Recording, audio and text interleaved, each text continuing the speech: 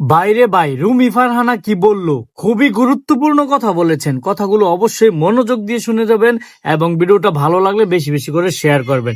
আগে আপুর কথাগুলো শোনেন। এইখানে কোনো জোট রোহিঙ্গা সদরের এমপির পাঁচাটা লোক সরাইল আশুগঞ্জ মাইনা নিবে না। আপনারা কি এমন এমপি চান যে সদরের এমপি কে বাপ ডাইকা সেদিকে তাকায় থাকে?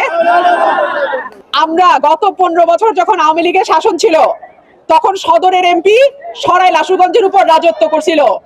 সত্য কি সত্য না?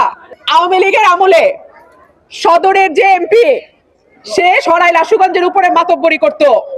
এখন আরেকটা জোটের থেকে রোহিঙ্গা আনছে, সেও দেখি সদরের এমপি রে নিয়ে ঘুরে, সদরের ক্যান্ডিডেট রে নিয়ে ঘুরে। কেন? সদরে কি ব্যালট বাক্স ছাপানো হয়ে গেছে? তাহলে সে তার নির্বাচন রেখা সরাইল আশুগঞ্জে পয়রা থাকে কেন? সে কি অলরেডি তার জয়টা লিখায় নিছে? কার ভোটে?